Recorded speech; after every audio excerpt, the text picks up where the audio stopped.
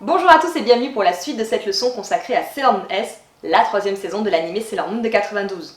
On vous conseille vivement d'avoir vu la première partie de la leçon avant, car on ne va pas refaire l'historique de l'intrigue de base et des nouveaux personnages. On vous avait dit que Sailor Moon S se divise clairement en deux parties, et nous avons largement commenté la première partie de cette saison dans la vidéo précédente.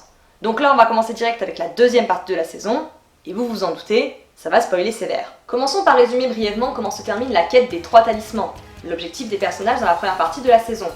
Pour ceux qui avaient évité ce spoil à la fin de notre vidéo précédente, je suis désolée, mais cette fois vous ne pourrez pas y couper si on veut passer à la suite de Sailor Moon S. Cette moitié de saison, c'est le festival des révélations de fous et des émotions fortes. Mais on va résumer ça très vite. Vous êtes prêts? C'est parti. Les 3 talismans étaient en fait cachés respectivement dans les cœurs de Sailor Uranus, Sailor Neptune et Sailor Pluton. Oui, Sailor Pluton est revenu du futur car elle savait que son talisman serait indispensable. Les 3 talismans réunis font apparaître le Graal de la prophétie. Sailor Moon s'en empare avant les méchants, ce qui lui permet de se transformer en Super Sailor Moon et lui confère des pouvoirs encore plus puissants. Tellement puissants que les utiliser la vide de toute son énergie et elle n'arrive pas à maintenir sa forme de Super Sailor Moon très longtemps. Uranus et Neptune en concluent donc que, même si Sailor Moon a réussi à utiliser le Graal, elle n'est pas le Messie de la prophétie, car le Messie est tout puissant. Il ne peut pas se fatiguer après une utilisation aussi courte de ses pouvoirs. Sailor Moon conserve le Graal pour l'instant, les Outer Senshi refusent toujours de s'allier aux Inner Senshi, et le nouvel objectif de tout le monde est désormais de trouver le véritable Messie et d'empêcher les méchants de s'emparer du Graal. Tu devrais penser à respirer quand tu parles, ça peut aider. Je visais l'efficacité. Ok, je vais prendre le relais pendant que tu reprends ta respiration. Personnellement, il y a 2 choses qui me dérangent un peu dans cette fin de mi-saison. D'abord la conclusion de Neptune et Uranus, comme quoi Sailor Moon ne peut pas être le Messie, parce qu'elle n'arrive pas à maîtriser cet incommensurable pouvoir qu'elle ne s'attendait absolument pas à recevoir, comme ça, d'un coup, sans prévenir. Est-ce que ma phrase est assez ironique, ou est-ce que j'ai besoin de développer? Non, elle a bon là. Pour moi, c'est complètement logique que Sailor Moon soit dépassée par cette puissance. D'habitude, lorsqu'elle reçoit un power-up, une nouvelle broche, un nouveau sceptre, une nouvelle attaque, elle l'a volontairement souhaité, et elle était prête physiquement, moralement et psychologiquement à recevoir un pouvoir plus puissant et à le contrôler. Là, elle essayait juste d'empêcher une méchante de mettre la main sur le Graal. Elle l'a juste attrapé, et elle ne s'attendait pas à ce que son contact libère les pouvoirs du Graal. En plus, Uranus et Neptune sont intelligentes. Rien que le fait que Sailor Moon ait réussi à utiliser le Graal aurait dû les interpeller. Mais plutôt que de se dire que Sailor Moon a juste besoin d'un peu de temps pour s'habituer à cette nouvelle puissance, non. Elle passe direct à la conclusion, ça ne marche pas du premier coup, donc Sailor Moon n'est pas le Messie. Je sais pas, vous voulez pas creuser un petit peu plus la piste qui s'offre à vous, avant de passer à autre chose? Ça a l'air d'aller mieux, hein? Hors de question de te laisser monopoliser la parole durant une leçon sur Sailor Moon. Et c'est quoi la deuxième chose qui te dérange? Ah oui! Après tout ce qui s'est passé durant cette première moitié de saison, je ne comprends toujours pas pourquoi les Outer Senshi ne veulent pas faire équipe, ou du moins coopérer davantage avec les Inner Senshi. Concernant Sailor Pluton, je comprends qu'elle reste à l'écart. En tant que gardienne du temps, elle ne doit pas intervenir plus que nécessaire sur les événements. Mais Neptune et Uranus ont eu toute une moitié de saison pour apprendre à connaître les Sailor, en mode guerrière comme en mode civil, de se battre à leur côté. Et même si les Outer Senshi restent effectivement plus puissantes que les Inner Senshi, elles ont aussi pu constater que l'union fait la force, surtout quand on a le même objectif. En plus maintenant, qu'elles le veuillent ou non, c'est Sailor Moon qui a le Graal, donc elles vont obligatoirement être amenées à se battre à nouveau côte à côte. Perso, je vois 2 explications. La première, c'est que les Outer Senshi sont programmés à se battre dans leur coin. Comme elles le faisaient dans leur vie antérieure, les Inner et les Outer avaient des missions différentes et elles n'étaient pas amenées à se côtoyer. De plus, les Outer sont prêtes à tout pour mener à bien leur mission. Et elles continuent de penser que la naïveté et l'optimisme idéaliste de Sailor Moon risquent d'être un frein à un moment décisif. Ok, ça je peux l'entendre. Et la deuxième raison? C'est beaucoup plus pragmatique. La différence entre le manga et l'anime. Et oui, on y vient enfin. Dans le manga, la recherche des talismans et la recherche du Messie se déroulent en même temps. Mais comme l'anime avait beaucoup d'avance sur le manga, la saison se focalise d'abord sur la recherche des talismans, puis sur la recherche du Messie. Donc évidemment, des ajustements ont été nécessaires. Pour nous, spectateurs, c'est évident que Sailor Moon est le Messie. Mais l'anime, lui, il a encore toute une moitié de saison à assurer, et d'autres éléments ont besoin d'être mis en place. Donc il fallait repousser cette révélation. Je tenais cependant à souligner que ce changement est pour moi le seul élément qui soit moins bien que dans le manga. Encore une fois, le gros point positif dans le fait d'avoir beaucoup d'épisodes dans l'anime, c'est toujours le développement des personnages et de leurs relations. Les épisodes fillers sont mis à profit pour développer les relations entre Uranus, Neptune et les Sailor que nous connaissons déjà. Du coup, quand on arrive à la scène de la mort de Sailor Neptune et du sacrifice de Sailor Uranus devant les yeux du Sagi, la dimension dramatique de la scène te frappe de plein fouet parce que tu as eu le temps de connaître les personnages et de t'attacher à eux. Ce qui en fait, comme on l'a déjà dit, l'une des scènes les plus cultes de Sailor Moon. Et on en revient toujours au même reproche que j'ai à faire au manga Sailor Moon. Même si le manga est l'origine de tout, et que nous lui devons respect et dévotion, tout va beaucoup trop vite. L'histoire est quand même très plaisante à suivre, et on arrive à s'attacher aux personnages, mais pas autant qu'avec l'animé. Et je trouve que c'est particulièrement flagrant dans cette saison. Déjà, cette saison contient moins d'épisodes que d'habitude, mais l'intrigue est plus riche, les nouveaux personnages plus nombreux, et les révélations sur le background de Sailor Moon plus importantes. Du coup, le nombre d'épisodes est, je trouve, particulièrement bien rentabilisé et vraiment mis au service du développement de l'intrigue et de ses personnages. En plus, on n'a pas n'importe quel nouveau personnage, on a des nouvelles Sailor. Après, évidemment, qu'en cherchant un peu, il y a certainement des épisodes filler dispensables dans cette saison. Mais contrairement aux saisons Sailor Moon et Sailor Moon R, je ne me suis pas ennuyée une seule seconde devant Sailor Moon S et j'ai vraiment enchaîné les épisodes. Encore un élément qui fait de Sailor Moon S ma saison préférée. Si je devais vraiment faire un reproche, c'est que les Inner Senshi sont un peu mises de côté dans cette saison. Enfin, c'est plutôt le développement de leur pouvoir qui est mis de côté. Chacune a droit à des épisodes centrés sur elle, elles continuent d'interagir entre elles avec Usagi et les nouvelles Sailor, mais le développement de leur pouvoir est nul, dans le sens où il est absent. Quand Uranus et Neptune répètent qu'elles refusent de se battre aux côtés des Inner parce qu'elles sont plus fortes qu'elles, bah techniquement, je peux pas leur donner tort. Contrairement à Sailor Moon, les Inner n'ont pas de nouvelles transformations ni de nouvelles attaques dans cette saison, et les trois quarts du temps, leurs attaques sont inefficaces face aux démons. Bon, sauf quand ça arrange le scénario évidemment. C'est généralement une attaque d'Uranus ou de Neptune qui permet d'affaiblir suffisamment le démon avant que Sailor Moon ou Super Sailor Moon lui donne le coup final. C'est un petit peu dommage, mais en même temps, c'est compréhensible. Dans cette saison, ce sont les Outer Senshi qui sont à l'honneur. On nous a dit qu'elles étaient puissantes, et ce fait est avéré. Elles sont mystérieuses, charismatiques et très puissantes. Bon, on parle, mais je me rends compte qu'on n'a pas encore attaqué le point le plus important de cette deuxième moitié de saison, et qui a terminé de rendre Sailor Moon S culte à mes yeux. Donc, nouvel objectif des Sailor, protéger le Graal et trouver le vrai Messie. Objectif des méchants, récupérer le Graal et le donner à leur Messie du silence. En effet, quand le Graal est apparu, l'éveil de sa puissance a provoqué l'éveil du Messie du silence chez les méchants. Sauf que sans le Graal, le Messie du silence est affaibli et ne peut pas éveiller toute sa puissance. Les méchants doivent donc lui apporter des cœurs purs pour le nourrir, en attendant de mettre la main sur le Graal. Transition parfaite pour vous parler un petit peu du groupe de méchants de la saison, les Deathbusters, qu'on n'a fait qu'évoquer depuis le début. Comme d'habitude, les méchants sont assez nombreux, et ils suivent scrupuleusement leur hiérarchie pour s'attaquer aux Sailor. Le chef des méchants est le professeur Tomoe, un scientifique qui crée les fameux démons dans son laboratoire. Sous ses ordres, le professeur a d'abord son assistante, Kaoli Knight, puis un groupe de 5 filles appelées les Witches 5. C'est rigolo parce que les Witches 5 sont toutes des scientifiques, mais elles ont aussi ce qui ressemble à des pouvoirs magiques, d'où le nom de leur groupe. Le professeur Tomoe est peut-être le chef, mais il est en fait manipulé dans l'ombre par une force obscure puissante, Pharao Naichi. Pharao Naichi n'a pas de véritable apparence, et on ne sait pas grand chose de lui.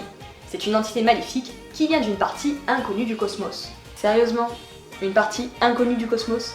Écoute, je fais avec les infos que j'ai, ok? De toute façon, on s'en fiche de Pharao Naichi. Il n'est là que pour justifier le comportement du professeur Tomoe. Parce que le professeur n'est ni un être magique, ni un extraterrestre. C'est un humain gentil à la base. Il y a quelques années, lors d'une expérience qui a mal tourné, lui et sa fille Otaru auraient dû perdre la vie. Mais Pharao Naichi est apparu et a proposé à Tomoe de les sauver. En échange, Tomoe mettrait son savoir à son service. Pharao Naichi veut réveiller le Messie du silence, car seul ce dernier peut l'invoquer sur Terre afin qu'il puisse tout y détruire. Pharao Naichi va intégrer un hôte maléfique dans le corps du professeur Tomoe, qui va corrompre son esprit et le rendre fou. Ils sont quand même vachement redondants les plans des méchants. En plus, avec toute la place qu'il y a dans l'univers, c'est toujours sur Terre qu'ils décident de tout détruire. C'est quand même pas de chance pour la Terre.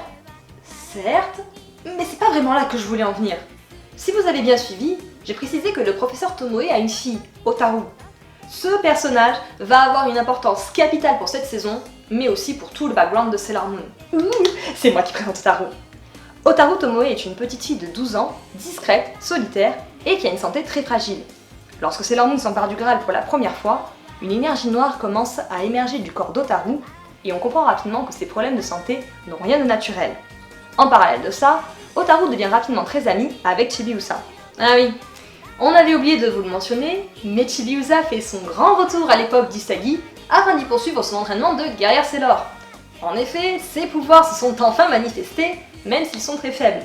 Elle possède une broche, un sceptre, elle peut se transformer et lancer une attaque. Si vous avez vu toutes nos leçons consacrées à Sailor Moon, vous savez à quel point on déteste le personnage de Chibiusa. C'est pas vraiment qu'on la déteste, c'est plus qu'on l'aime pas du tout. Cependant, Sailor Moon S est aussi la saison qui réussit le tour de force de nous réconcilier avec le personnage de Chibiusa. Et pourtant c'était pas gagné. Quand on vous disait que c'est la meilleure saison, je n'oublie pas tout ce qui s'est passé avant, mais dans cette troisième saison, le caractère de Chibiusa s'est grandement amélioré. Sa relation avec Usagi s'est apaisée, et même si elle se dispute encore parfois pour la forme ou pour le côté humoristique, Chibiusa respecte désormais Usagi, et on sent qu'elle l'aime vraiment. Elle l'appelle même maman à un moment donné. Oui, bon, j'avoue, j'ai craqué à ce moment-là, ne me jugez pas, je suis faible. Mais c'est surtout sa relation avec Otaru qui est centrale dans cette saison, qui va nous permettre de découvrir et d'apprécier une nouvelle Chibiusa. Et elles sont très émouvantes toutes les deux. Revenons justement à Otaru. Si Otaru est aussi importante pour les Deathbusters, ce n'est pas uniquement parce qu'elle est la fille du chef. C'est surtout parce que son corps abrite Mistress Nine, le bras droit de Pharao Naichi, destiné à devenir le Messie du silence. Et ce n'est pas pour rien si Pharao Naichi a choisi le corps d'Otaru. C'est parce qu'elle possède d'immenses pouvoirs destructeurs, encore endormis pour l'instant, qui seront très utiles au Messie du silence. Et là, Sailor Pluton nous apporte la dernière grande révélation de la saison. Otaru est en fait la réincarnation de Sailor Saturn. Et oui, vous avez bien entendu, Sailor Moon S nous offre non pas 2, mais 3 nouvelles guerrières Sailor, et nous complétons ainsi notre système solaire. Bon là on fait nos fangirls, mais en réalité, l'apparition de Sailor Saturn n'est pas du tout une bonne nouvelle. En effet, Sailor Saturn est la guerrière du silence, de la mort et de la destruction. Elle fait aussi partie des Outer Senshi. Elle est la plus puissante des Sailor, mais aussi la plus crainte. Elle doit absolument rester isolée et endormie, car son réveil ne signifie qu'une seule chose, la destruction de toute vie. Elle est armée d'un sceptre en forme de faux, le Silence Glaive. D'un simple geste de cette faux, elle peut raser des planètes, voire des systèmes solaires entiers. Lorsque Neptune et Uranus apprennent cette nouvelle, elles veulent retrouver Otaru et la tuer. Otaru est désormais la menace numéro 1. En effet, si les méchants réussissent à s'emparer du Graal et à le donner à Otaru, 2 scénarios sont possibles. Soit Mistress Nine se réveille et elle prend possession de son corps pour devenir le Messie du silence et détruire la Terre, soit Sailor Saturn se réveille et elle prend possession de son corps pour détruire la Terre. Mais évidemment, pour Sailor Moon et Chibiusa, il est hors de question de sacrifier la vie d'une petite fille et d'une amie qui est la victime d'un pouvoir qu'elle n'a pas souhaité. C'est d'ailleurs pour cela que la santé d'Otaru est si fragile. Ses problèmes physiques se couplent d'évanouissement, de perte de mémoire, de dédoublement de la personnalité et de perte de contrôle des pouvoirs sur le point de s'éveiller. Car 2 entités distinctes et négatives se battent à l'intérieur de son corps, Mistress Nine et Sailor Saturn. Otaru est un personnage très attachant de par sa condition même. Elle est certes très fragile et rejetée par son entourage à cause de son comportement lunatique, sombre, voire dangereux, mais elle est prête à tout pour protéger Chibiusa, sa seule amie. Otaru est même prête à repousser Chibiusa et à l'éloigner d'elle afin de la mettre en sécurité. En effet, Otaru n'est pas stupide. Elle sent qu'il y a quelque chose qui ne va pas avec son corps et que ça dépasse le cadre d'une simple maladie. Elle sent qu'il y a quelque chose de mauvais et d'incontrôlable en elle, et malgré toute sa volonté, elle a de plus en plus de mal à le repousser. Et attention, on va maintenant tranquillement vous spoiler la fin de Sailor Moon S. Les Deathbusters capturent Chibiusa. Mistress Nine finit par s'éveiller en absorbant l'âme de Chibiusa, et elle réussit à invoquer Pharao Naichi sur Terre. Mais grâce au pouvoir de Sailor Moon, l'esprit d'Otaru se débat, parvient à reprendre le contrôle et à détruire Mistress Nine. Otaru se réveille alors en Sailor Saturn. Mais le scénario tragique redouté par Neptune et Uranus ne se réalise finalement pas. Sailor Saturn rend son âme à Chibiusa, remercie Sailor Moon de l'avoir sauvée, et elle choisit de se sacrifier. Elle plonge dans le corps de Pharao Naichi afin d'utiliser son Silence Glaive pour le détruire. Nouvelle scène, ultra culte. Mais Sailor Moon ne laissera personne se sacrifier. Elle se transforme en Super Sailor Moon grâce à la force de ses amis Sailor. Elle plonge à son tour dans le corps de Pharao Naichi. Ce dernier est détruit. Gros suspense. Et on voit finalement réapparaître Super Sailor Moon avec un bébé dans les bras qui porte sur son front la marque de Sailor Saturn. Scène ultra culte numéro 3. On ne vous l'a pas dit, mais si Sailor Saturn est la guerrière de la mort et de la destruction, elle est aussi la guerrière de la renaissance. Neptune et Uranus récupèrent finalement le bébé pour le confier à nouveau au professeur Tomoe, redevenu normal. Et voilà, c'est la fin de Sailor Moon S. Meilleur arc et meilleure fin de saison de tous les temps. Je sais qu'on l'a déjà dit à plusieurs reprises, mais cette saison est vraiment riche en émotions et en scènes cultes. Et encore, on les a pas toutes mentionnées. Comme la scène où Sailor Pluton utilise ses pouvoirs pour arrêter le temps afin de sauver la vie de Neptune et Uranus, sacrifiant ainsi sa propre vie parce qu'elle vient de briser le plus grand tabou. Ou encore la scène à la toute fin de la saison, quand Uranus et Neptune provoquent Sailor Moon en combat, et lorsqu'elles sont battues, elles la reconnaissent enfin comme leur princesse. Ou encore la scène où... C'est bon, ça suffit. Je pense qu'ils ont compris. En dehors de quelques petits détails, c'est une saison très divertissante, très émouvante, très bien rythmée, et qu'on ne se lasse pas de regarder. La seule petite frustration, c'est qu'on voit au final assez peu Sailor Saturn, vu qu'elle arrive à la toute fin. Mais bon, sa renaissance laisse grandement supposer qu'on la reverra. Mais on va garder ça pour de prochaines leçons sur Sailor Moon, car notre aventure dans cet univers est loin d'être finie. Et voilà, cette leçon sur Sailor Moon S est terminée, et comme d'habitude on espère qu'elle vous a plu. On l'a déjà dit, on pourrait vanter les mérites de Sailor Moon pendant des heures, et de cette saison-là en particulier. Si Sailor Moon R nous avait laissé sur une touche un peu amère, Sailor Moon S vient redresser la barre, et elle la place même très très haut. Nous sommes donc très heureuses d'avoir pu à nouveau partager avec vous notre passion, mais surtout nos meilleurs souvenirs de la franchise Sailor Moon. Merci à tous d'être présents pour cette nouvelle année scolaire à l'école du shoujo, et merci encore à Kyoryu pour le nouveau générique. N'oubliez pas de vous abonner, d'activer la cloche, de liker, de commenter, et surtout de partager la vidéo. Et nous on se retrouve très vite pour de prochaines leçons à l'école du shoujo. Bye!